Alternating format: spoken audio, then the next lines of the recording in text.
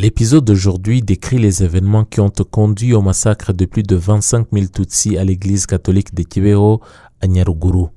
Ceux qui s'étaient réfugiés à l'église et dans les bâtiments de la paroisse de Kibeho ont réussi à éloigner les tueurs pendant au moins 2 jours.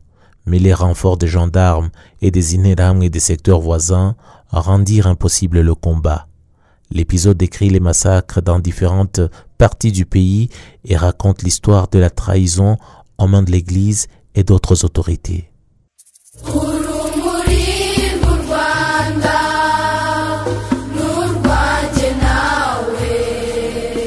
Les faits marquant l'exécution du génocide contre les Tutsis commis le 14 avril 1994. Des massacres perpétrés contre les Tutsis se sont poursuivis cette date dans les anciennes préfectures de Kigali-Ngari, Gikongoro, Kibuye, Kibungo et Cyangugu. Il y a eu des massacres de Tutsis à Radepr, Maheresho, c'est dans le district de Nyamagabe.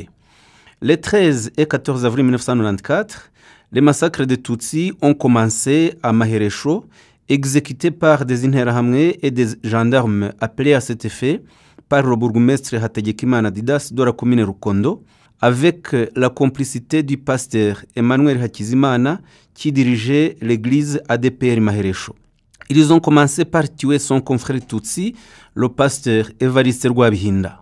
Ce même jour, au domicile des parents du ministre de l'Agriculture et de l'Élevage, Feu Nzamonambo Frédéric, qui était également président du PSD au niveau national, plus de 37 Tutsis qui s'y étaient réfugiés, espérant y trouver refuge, furent tués. Parmi les grands responsables du massacre de Tutsis à Radepr Maheresho figure le bourgmestre Hategekimana Didas, aujourd'hui condamné à la prison à vie, Munyambuga Jean-Baptiste, qui représentait l'OMDR dans la commune Rukondo, son fils Twagira Mungu Jean, qui dirigeait les jeunes Interahamwe de la commune Rukondo, Kagimbura Martin, enseignant et vice-président du MDR de la commune Rukondo, Joël Munyandinda, inspecteur des écoles primaires en commune Rukondo, ainsi que les enseignants Bikorimana Gaspard, Nyagatare Cyprien, Hakizayezu Jean et bien d'autres. Le massacre de Tutsis a également eu lieu le 14 avril 1994 à l'usine AT d'Omata dans le district de Nyamagabe, c'est l'ancienne préfecture de Gikongoro.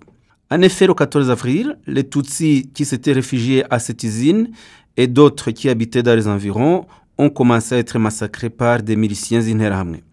Les victimes qui ont pu être identifiées sont au nombre de 380 et les corps reposent désormais au mémorial du génocide 6 dans cette usine. Parmi les responsables de ces massacres, on peut citer le sous-préfet de Munini Biniga Damien, que nous allons toujours trouver dans l'organisation des massacres dans Nyaruguru ainsi qu'à Nyamagabe, le directeur de l'usine AT d'Omata de l'époque, Juvenal Ndabarinze, le bourgmestre de la commune Rwamiko où se trouvait l'usine Mata, M. Mugirangabo Silas, Hakizimana Sylvestre, président du MDR Pawa dans la commune Rwamiko, Surgume Sylvestre, président du MDR dans la commune Rwamiko, un certain Muriro, président de la CDR, Museruka qui était officier de la police judiciaire à la commune Rwamiko et bien d'autres miliciens. Le même jour, 14 avril 1994, les massacres de Tutsis ont eu lieu au secteur Gati dans le district de Rwamagana. En effet, à cette date, des Tutsis furent tués dans ce secteur et les massacres étaient dirigés par Lutagengwa Jean-Marie Vianney qui dirigeait le MRND en commune Gatonde où se trouvait la ville de Rwamagana. C'est lui qui a incité à tuer les Tutsis à Gati. Les Interahamwe qui les dirigeaient lui ont demandé d'abord l'autorisation de vérifier l'identité de Madame Konsesa Mukandori, détenue Tutsi, afin de la tuer, de fracasser son cerveau et de voir à quoi ressemblait le cerveau de Tutsi. Le chef milicien, Lutagengwa Jean-Marie Vianney, leur en a donné l'autorisation et les Interahamwe ont tranché la tête de la victime, ont découpé celle-ci pour examiner le cerveau et ils l'ont jeté par terre. Rwabukame, le mari de Konsesa, fut lui aussi immédiatement tué. Parmi les tueurs, il y avait Bigabiro José, Kabugari, Nibivugire et le responsable de l'école primaire d'Ogati. Le même jour, 14 avril 1994, les massacres de Tutsis se sont poursuivis à Birambo, dans le district de Karongi. Les Tutsis s'étaient réfugiés à l'école de la communauté des Sœurs Benebikira de Birambo. Ils ont été attaqués par des Interahamwe, des militaires et des gendarmes dirigés par le bourgmestre de la commune Bgakira, où se trouvait Birambo, Kabasha Tarsis. Ils ont été tués à l'arme à feu, aux machettes, lances, grenades et autres outils. Plus de 5000 Tutsis y furent tués.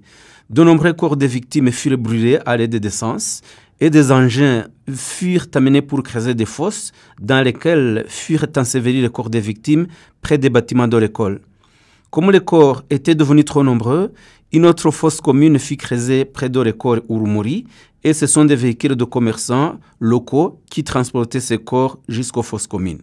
Toujours le 14 avril 1994, le massacre des Tutsis a eu lieu à l'église catholique de Kibeho dans le district de Nyaruguru. Les Interahamwe et les autorités locales ont exterminé plus de 25 000 Tutsis qui s'étaient réfugiés à l'église et dans les bâtiments de la paroisse de Kibeho.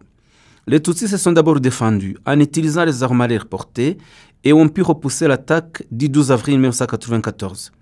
Les Interahamwe de Kibeho sont allés chercher des renforts et les autorités de la sous-préfecture de Munini, dont le sous-préfet Damien Biniga, les ont aidés à mobiliser des gendarmes et d'autres Interahamwe venus de Mata, Ruramba, Mudasomwa et ailleurs, qui attaquèrent les réfugiés Tutsis à l'arme à feu et à la grenade.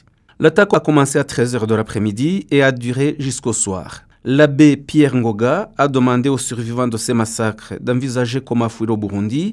Il en a pris quelques-uns dans son véhicule et les a menés à Butare, où il fut lui-même assassiné, trahi par son collègue, l'abbé Anaclet Sebahinde, qui était lui-même originaire de Kibeho et qui était un ancien officier de l'armée rwandaise. Parmi les tueurs de Kibeho, il y a le sous-préfet Damien Biniga, qu'on retrouve toujours partout dans ces mêmes massacres, le bourgmestre de Mubuga, Charles Nyiridandi, le bourgmestre de Gwamiko, Silas Mugerangabo, Juvenal Ndabarinze, directeur de l'usine de Mata, l'agronome Bakundukize Innocent, qui travaillait à l'usine de Mata et qui fut nommé bourgmestre pendant le génocide, l'abbé Emmanuel Wayezu, qui dirigeait le groupe scolaire Marie-Merci de Kibeho et qui est actuellement réfugié en Italie, l'assistant médical Mutazihana Nathanaël, Kaigama François Savier, qui était préfet des études au groupe scolaire Marie-Merci, Karikezi Fabien, qui était préfet de discipline à la même école, et bien d'autres. Les massacres de Tutsis ont également eu lieu le 14 avril 1994 dans le secteur Munyiginya, district de Rwamagana. Dans ce secteur Munyiginya, à l'endroit appelé Sayi, qui est situé au carrefour des lignes électriques qui desservent le district de Rwamagana.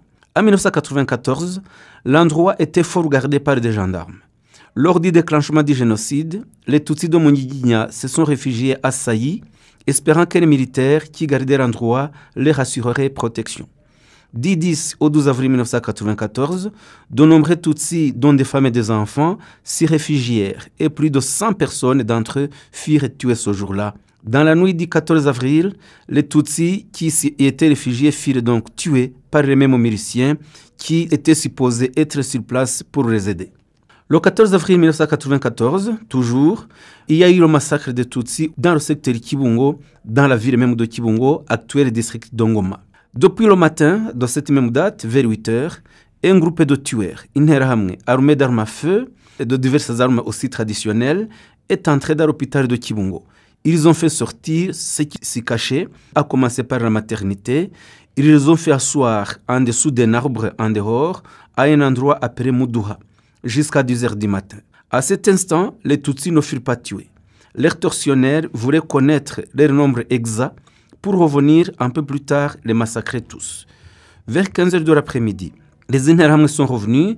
Ils ont commencé à tuer les réfugiés Tutsis en les lançant notamment des grenades, comme ils l'ont fait contre ceux qui s'étaient réfugiés dans le bureau de la commune Birenga. Le lendemain, 15 avril 1994, un groupe de tueurs dirigé par le redoutable Interahamwe Kiasa envoya des équipes pour aller tuer dans différents endroits, à l'hôpital, à la commune Rukira, à l'économie diocésain dans la ville de Kibungo et ailleurs. Les Interahamwe nommés Shumbusho, Birasa et autres se sont vantés de leurs sinistres exploits à la commune Birenga et à l'économie générale de Kibungo.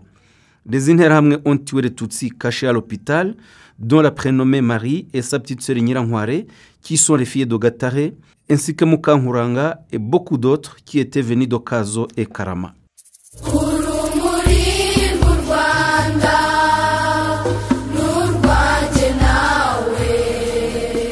Merci d'avoir écouté ce nouvel épisode du podcast Kwibuka.